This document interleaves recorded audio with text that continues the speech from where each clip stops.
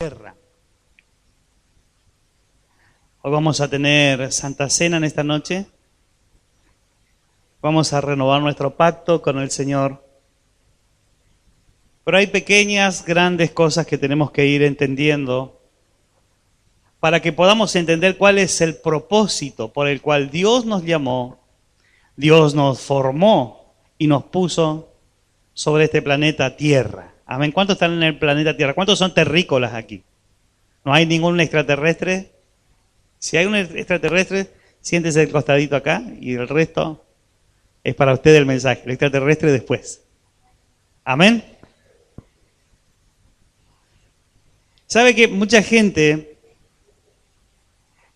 está en la iglesia, en la congregación y no se ha dado cuenta cuál es el propósito verdadero por el cual Dios le llamó o Dios le formó desde el vientre de su madre? Y la mayoría de la gente viene al camino del Señor por necesidades, porque están enfermos, porque tienen problemas con la familia, porque tienen problemas con los hijos.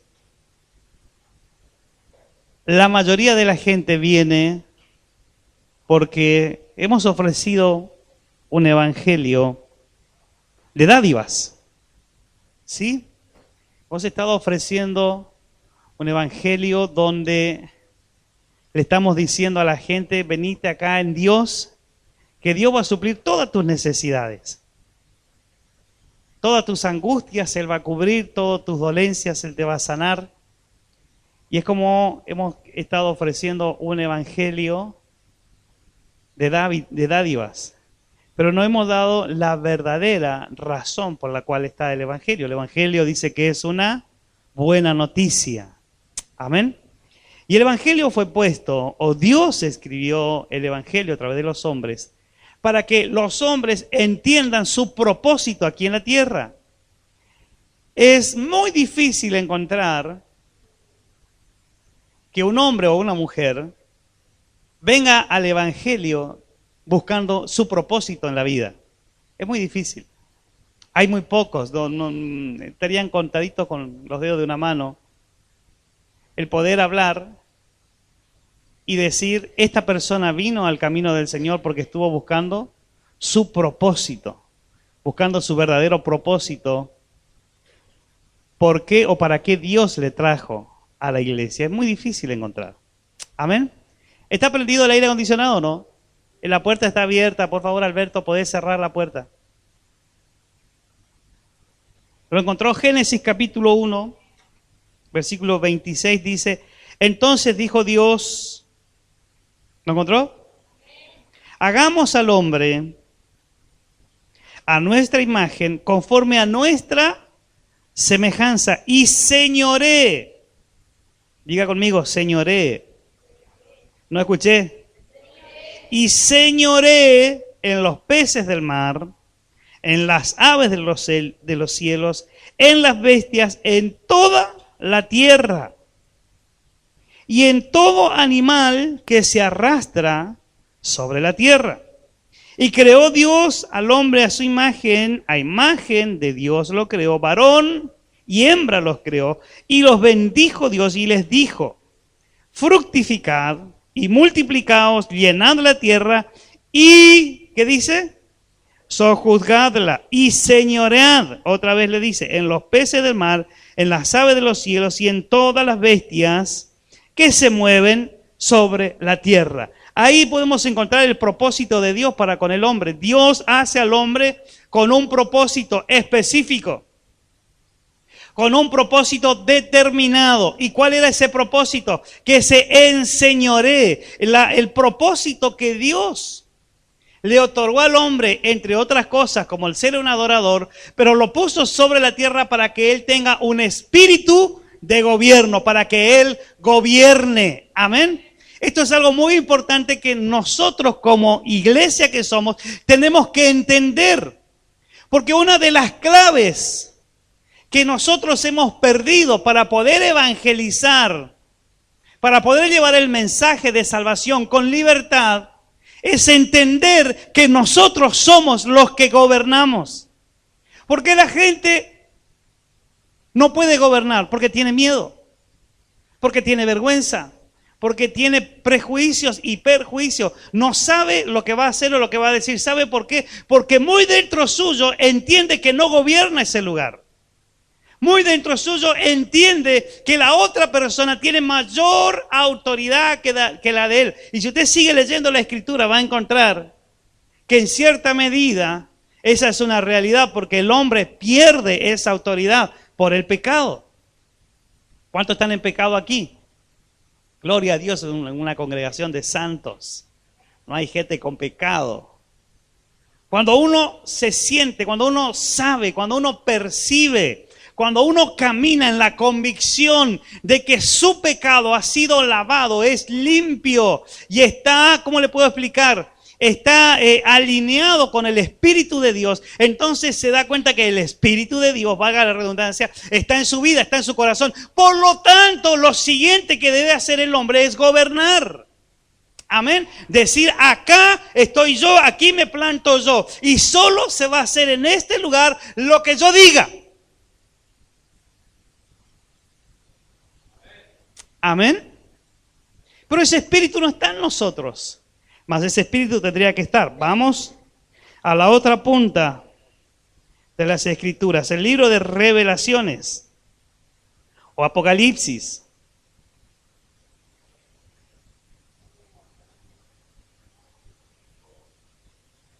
Vamos a leer capítulo 1, versículo 4. Y a su nombre. ¿Lo encontró? El libro de Apocalipsis dice, Juan, aquí el apóstol Juan o San Juan escribiendo, dice a las 7 iglesias que están en Asia, gracia y paz a vosotros, del que es y que era y que ha de venir. Y a los 7 espíritus que están delante de su trono, y de Jesucristo, el testigo fiel y el primogénito de los muertos, y el soberano de los reyes de la tierra. ¿Qué dice que es él? El único rey, rey de reyes, está diciendo eso, el soberano. Amén. Al que nos amó y nos, ¿qué dice? Y nos lavó, ¿de qué? De nuestros pecados, ¿con qué? Con su sangre. Y fíjese lo que dice, y nos hizo, ¿qué nos hizo? Reyes y sacerdotes, dice así. Para Dios su Padre, a Él sea la gloria e imperio por los siglos de los siglos. Amén. Y acá está ratificando lo que en el principio, lo que Dios, el propósito de la creación de Dios para con el hombre, aquí lo está ratificando. Dice, el que nos hizo reyes. Está hablando de una posición de gobierno, una posición de autoridad, pero no solo una posición de gobierno y de autoridad legal o política, sino también una posición legal en el espíritu, porque dice que no solo nos hizo reyes, no solo nos dio una posición de autoridad material o física, sino que también nos hizo sacerdotes, una posición espiritual. Amén. Ahora, dice la Escritura que Él nos lavó con su sangre. Quiere decir que estamos sin pecado. Por lo tanto, cada uno de nosotros tenemos que gobernar. Nosotros estamos para sojuzgar la tierra. Nosotros estamos para gobernar. Nosotros estamos para dar decretos. Uno de los problemas que tenemos y que el Espíritu Santo me estuvo enseñando en estos días es que ¿por qué no sabemos dar decretos? Porque no conocemos la Escritura. Porque conforme lo que conocemos a lo que está escrito es que nosotros tenemos que decretar. ¿Me explico? Por ejemplo, una persona que está enferma, y es lo que estuve aplicando en este tiempo. La Escritura dice, Isaías 53, ciertamente Jesucristo llevó nuestra enfermedad, el pago de nuestra paz fue sobre él, por sus llagas somos nosotros curados, o fuisteis vosotros curados. Eso es lo que está escrito. Mas yo decreto en el nombre de Jesucristo, conforme a lo que está escrito, que eres libre de toda enfermedad. Estoy dando un decreto conforme a lo que está escrito. Cuando yo conozco la palabra, cuando conozco la ley, yo tengo autoridad para dar el decreto. ¿Por qué? Porque Dios me puso como gobernador y como rey sobre esta tierra, para que yo gobierne. Diga conmigo, para que yo gobierne. ¿Sabe qué? Un gobernador, nosotros cuando hablamos de gobernadores siempre los relacionamos con demonios. ¿Sí o no? Usted habla de gobernador y habla de demonios. ¿Sabe que nosotros somos los gobernadores? La iglesia es la que gobierna. La iglesia es el rey y el sacerdote. Somos nosotros, la iglesia. Así que todo gobierno, todo poder y autoridad, lo dice Efesios capítulo 1, el versículo 23 en adelante. Lo leímos un montón de veces. Dice que todo poder y toda autoridad fue delegado a la iglesia, que somos nosotros. Usted tiene el poder. Amén, ¿me explico? Entonces, cuando usted entiende estas cosas y se da cuenta y sabe que Jesucristo a través de la cruz del Calvario lavó sus pecados y fue redimido, entonces usted comienza a gobernar nuevamente. Entonces es fácil. ¿Amén? ¿Usted cree que si el gobernador entra aquí hoy en la iglesia y empieza a decir: bueno, a partir de mañana yo les doy un colectivo para la iglesia y les voy a dar 2 camionetas. Y él empieza a empieza a decir: bueno, y como gobernador yo voy a darle una ración y del presupuesto le empiezo a dar esto. ¿Se va a cumplir, sí o no? ¿Por qué? Porque es el gobernador. Porque él es quien dispone de los tesoros de la provincia. Él sabe el alcance que tiene su autoridad. Entonces, cuando uno entiende el alcance de la autoridad que uno tiene, uno puede decretar, uno puede hablar, uno puede proferir palabra y esa palabra se va a cumplir. ¿Por qué? Porque yo conozco mi posición, sé cuál es el propósito por el cual Dios me llamó. ¿Se acuerdan de David cuando escribe un salmo? Dice: el Señor cumplirá su propósito en mí. ¿De qué estaba hablando David? David escribe ese salmo en un tiempo de persecución, en un tiempo que andaba babeándose, haciéndose loco, viviendo en cuevas, pasando necesidades y un montón de cosas, pero él puede decretar porque él conoce lo que Dios quería hacer en su vida. No importa lo que yo esté pasando hoy, yo soy un rey. Eso es lo que Dios me prometió, él me dijo. O sea, David no lo inventó, vino un profeta y le ungió. ¿Cuántos están ungidos aquí? Si usted no está ungido, esta noche le unjo. Tengo poder para ungirle. ¿Cuántos tienen poder para ungir aquí? Pues entonces, ¿por qué no unge? ¿Qué espera? Cuando uno entiende su propósito, ese es nuestro legado. Es el propósito por el cual Jesús fue a la cruz del Calvario. Es el propósito por el cual Jesucristo resucitó. ¿Para qué? Para que sea constituido, lo que leímos recién en Apocalipsis, un rey y un sacerdote, una persona que ejerza autoridad, no solo material, sino también espiritual. O sea que por mi voz yo puedo atar todos los demonios y dejarlos paralizados, pero también puedo decretar en este mundo que se ve, en este mundo palpable. Amén. No maldecir, ese es otro tema, pero sí puedo decretar.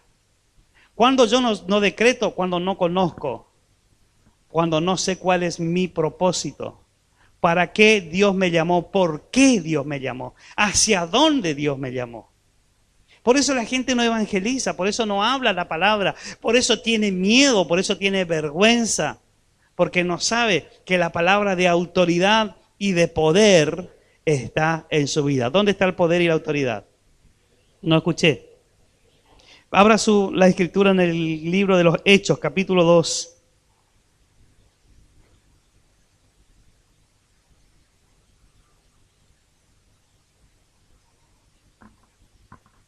Y acá les quiero leer esta palabra para que podamos entender el propósito de Dios realmente.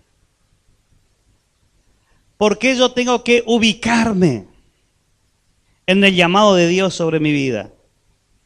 Porque yo tengo que entender el propósito del reino, el poder de sojuzgar, de gobernar. Aquí en el libro de los Hechos, en el capítulo 2, a partir de los primeros versículos se entiende perfectamente. ¿Lo encontró? Dice, cuando llegó el día del Pentecostés, quiero aclararle una cosa, que Dios nunca hace las cosas por hacer ni al azar. Dios siempre busca personas específicas y determinadas con un plan estratégico y un propósito. Usted no vino en esta noche, ¿sabía? Y usted va a decir, pero no, pastor, si yo estoy sentado aquí. No, usted no vino, el Espíritu Santo le trajo. Amén. Y usted va a decir, pero ¿cuál es la diferencia? Hay diferencia, porque el Espíritu Santo le convocó. Muchos fueron los llamados, pero pocos son los escogidos. Eso dice la Escritura, ¿o no? Eso es algo que nosotros tenemos que entender cuando hay un propósito de Dios en nosotros. Quizás el mensaje era para mucha gente, pero hoy lo está escuchando usted. ¿Por qué? Porque usted tiene un propósito. Amén. Como esta gente que estamos por leer aquí en el libro de los Hechos. Había muchos llamados, pero fueron pocos los escogidos.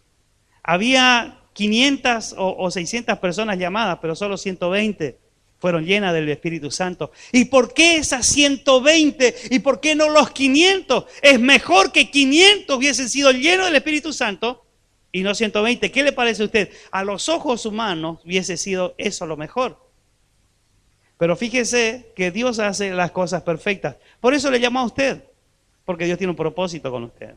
Decirle que está lo tuyo, Dios tiene un propósito. Cuando llegó el día de Pentecostés, ¿lo encontró? Estaban todos unánimes, juntos, y de repente vino del cielo un estruendo como de un viento recio, que soplaba, el cual llenó toda la casa donde estaban sentados. Y se le aparecieron lenguas repartidas como de fuego, asentándose sobre cada uno de ellos. ¿Y qué dice? Y fueron todos. ¿Cuántos fueron llenos del Espíritu Santo? Y fueron todos llenos del Espíritu Santo y comenzaron a hablar en otras lenguas, según, ¿qué dice? El Espíritu les daba que hablasen. Ahora, el versículo 5 yo quiero que lo subrayen, lo marquen y lo guarden en su corazón. Dice, moraban entonces en Jerusalén judíos varones piadosos de todas las naciones bajo el cielo. Dios hace las cosas en lugares específicos y en lugares determinados. No lo hace en cualquier lado y no lo hace con cualquier gente. Dice que moraban gente que era como, dice piadosa. Amén. La palabra piadosa la estuve buscando y he encontrado que a lo largo de la historia cambió su significado. En la Edad Media cambió el significado de lo que fue en su origen. La palabra piadoso a partir de la Edad Media para este tiempo fue transformada la palabra piadosa en misericordioso, en bondadoso, en lo que usted y yo conocemos como piadoso. Amén. Eso es un piadoso hoy. Un piadoso es la persona que anda, ay, pobrecito, y anda ayudando gente, y anda haciendo misericordia. ¿No huele a religión eso? Por eso es que se pierde el propósito de Dios. Pero en el origen, la palabra piadosa quería decir varón encumbrado. Quería decir varón de comercio, varón o gente de guerra.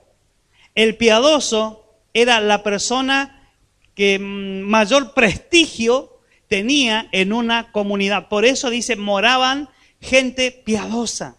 Moraba gente, ¿sabe lo que quiere decir en pocas palabras? Moraba gente de influencia. Esa es la palabra piadoso. Eso es lo que esa era la verdadera traducción. Cuando hablaba de piadoso, hablaba de gente que tenía renombre. Gente que cuando hablaba, una ciudad entera se paraba a escucharla. Amén. ¿Sabe de qué estaba hablando cuando hablaba de piadoso? Hablaba de gente de gobierno. Amén. Gente que había entendido el propósito por el cual Dios le había llamado. Y en ese lugar, Dios dice, voy a derramar de mi Espíritu Santo. ¿Por qué? Porque necesitaba gente de gobierno. En los primeros 50 años desde el Pentecostés, los primeros 50 años, fueron los años que hubo una explosión. Se cree que el 80% de lo que era ¿cómo es que se dice? El territorio romano, el imperio romano fue conmovido por este mensaje. ¿Por qué? Porque el poder del Espíritu Santo cayó en medio de gente de gobierno. Cayó en medio de gente de propósito. Cayó en medio de gente de influencia. Ahora la pregunta es, ¿qué estás haciendo con tu influencia? Ay, pastor, yo no tengo tiempo. ¿Esa es la influencia que Dios te dio? Gente que cuando habla, la gente le escucha. Y la pregunta en esta noche es, cuando vos hablas, ¿la gente te escucha sí o no? Yo les puedo asegurar que la mayoría tienen buenos consejos y son muy sabios y que la mayoría de la gente le escucha. Mas usted no ha usado ese poder y ese gobierno que tiene. ¿Estamos de acuerdo en esto o no? Por los frutos los conoceréis, decía el Señor. ¿Por qué no lo haces? ¿Qué te ata? Es que no has entendido el propósito por el cual Dios te puso y te dio gobierno. El gobierno no es para que duermas y para que hagas otras cosas a las cuales Dios no te llamó. Con el codo acerca atrás tuyo, ¿escuchaste? No, pero pégale en serio. ¿Escuchaste? El propósito de la gritería no es para que venga a gritar aquí dentro de la iglesia. El propósito aquí dentro del ministerio, el propósito de gobierno no es para que usted venga a dar vuelta a carneros aquí. El propósito de gobierno es para influenciar afuera. Ahí tengo que influenciar. Ahí la gente me tiene que escuchar cuando hablo. La sabiduría que está en mi vida, el poder y el gobierno que están en mí son para influenciar afuera. Amén. Por eso Dios te dio autoridad. En estos días Dios me está hablando de una manera diferente a mi corazón. Y estoy entendiendo muchas cosas. Estoy teniendo revelaciones medias raras en algunos temas. Pero lo que le pregunto al Señor es, ¿por qué la influencia? ¿Para qué la influencia? Y la influencia es para predicar el Evangelio. Si usted no entiende esto, hermano, se equivocó. Cambie de religión. Porque lo único que va a hacer es perder el tiempo. Los años y los días van a pasar. Y el propósito de Dios no se va a cumplir. Porque el propósito es gobierno. Gente de influencia. Gente que cambie la atmósfera espiritual del lugar donde se planta. Gente de autoridad. Espiritual. Tanto legal como espiritual. Ese es el propósito del Dios por el cual Él nos llamó. Dice que cuando Dios lo hizo al hombre, le dijo, yo te pongo aquí para que gobiernes. Decirle al que está al lado tuyo, es tiempo que comiences a gobernar. Esta es tu hora, este es tu día. ¿Se da cuenta por qué la Escritura dice que muchos son los llamados y pocos? Porque son pocos los que entienden el propósito por el cual Dios le llamó. Somos gente de influencia. Somos gente de propósito, somos gente de gobierno. Y más de uno de los que están aquí están ubicados en posiciones de gobierno. Están ubicados en posición de dar una palabra. Y usted me puede decir, ay no pastor, pero yo no tengo ningún gobierno, yo soy apenas una empleada doméstica o yo apenas soy un cortador de pasto. Pues eso no quiere decir que usted no tenga gobierno. ¿Se acuerdan de José? ¿Cuántos se acuerdan de José? José no era empleada doméstica ni era cortador de pasto. Él era un esclavo. ¿Cuántos se acuerdan de Daniel?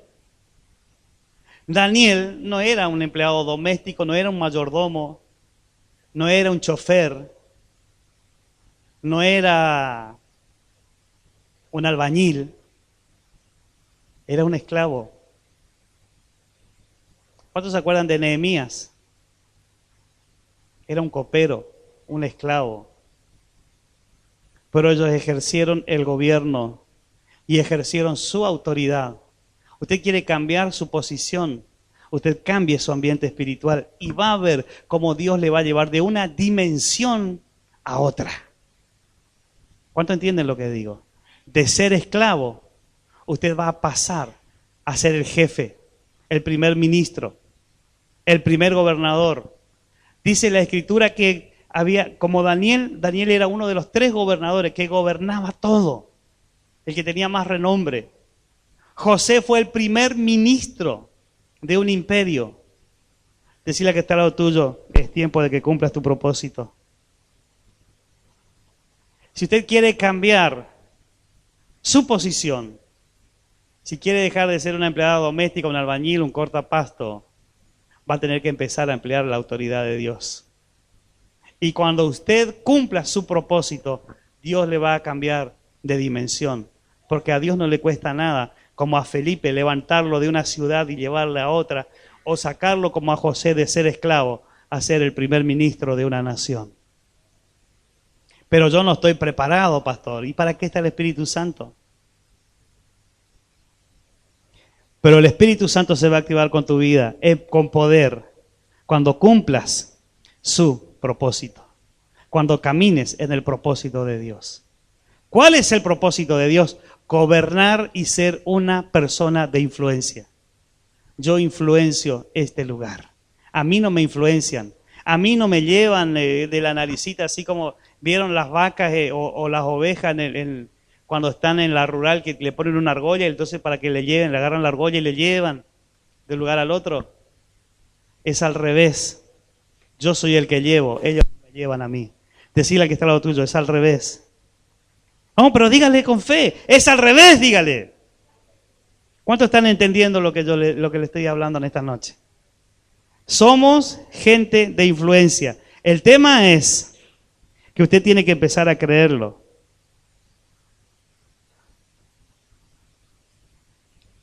Usted tiene que no solo creerlo, sino que tiene que reconocer que Dios le formó y lo puso sobre esta tierra para eso.